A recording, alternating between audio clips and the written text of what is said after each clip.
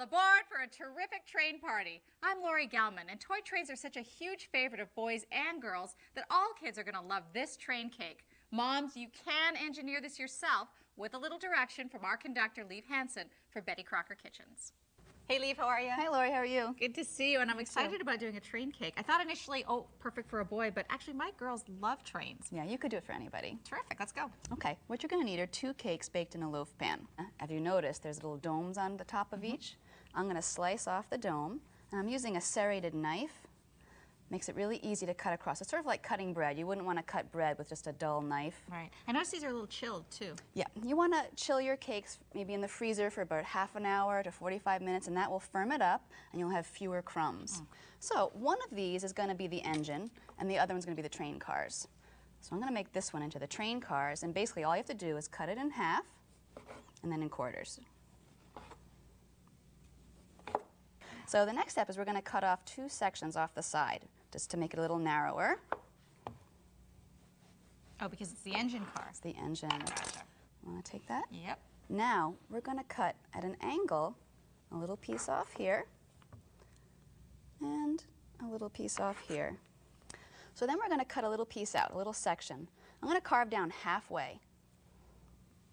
You don't want to go all the way through the cake. Right. And then I'm going to take a smaller knife because it's a little easier to control, and I'm going to cut that portion out and just lift it up. Oh, okay. And then I'm going to place it here. And that's gives going it a to little height. Exactly. And now we're going to start assembling and crumbing our cake. I have some colored frostings over here. We have blue and green and yellow. And we're going to use that to crumb coat our cake. Now what I would recommend is first put a nice dollop on top and just smooth it out, and some of it will come over the sides, and that'll help you frost the sides. For the top, what I recommend doing is sort of trying to use the full length of your spatula and sort of go back and forth, pushing us, you know, with a pretty firm touch, back and forth, almost like a wave. You can see I angle my spatula just a little bit. Oh, I see, okay. And then for a small cake like this, you have an option. You can do the sides first after you have all your icing on, and that gets a lip on the top, and then you can scrape that off, or you can do the top first and then just sort of scrape it off down the side and pull away. Now the hardest part is the corners. So what I recommend is going all the way up and even over the corner a little bit. So again, you get that lip on that corner, and then you can scrape it off. Oh, I see, okay. So what we're going to do is after you have everything crumb coated, we'd put it in the fridge. I just want to show you one thing about this. You can actually use the chocolate frosting as a glue. Because if you're going to start icing this, this piece is going to move around. Right. So you just want to adhere it. Just use a little bit of dollop of that. Great. Oh, okay. And then you would crumb coat this as well? And then you would crumb coat it all. But I have one ready to go. Thank goodness. Okay, so let's move this out of the way. Thanks.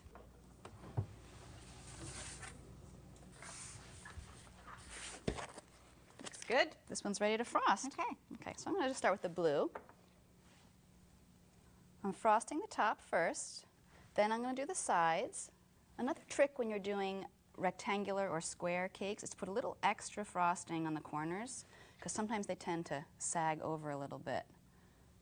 So again, I'm just getting it covered. Looks a little messy, but we're going to clean it up after it's completely covered.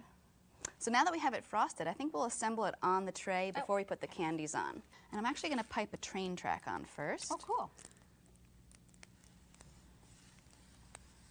And I'm just using a pastry cone filled with the chocolate frosting that we were using before. And you can get a pastry cone where? Well, this one I made. You can make them out of parchment paper or cellophane. You can also buy disposable pastry bags, or you can buy decorating tubes that already have icing in them. Oh, great.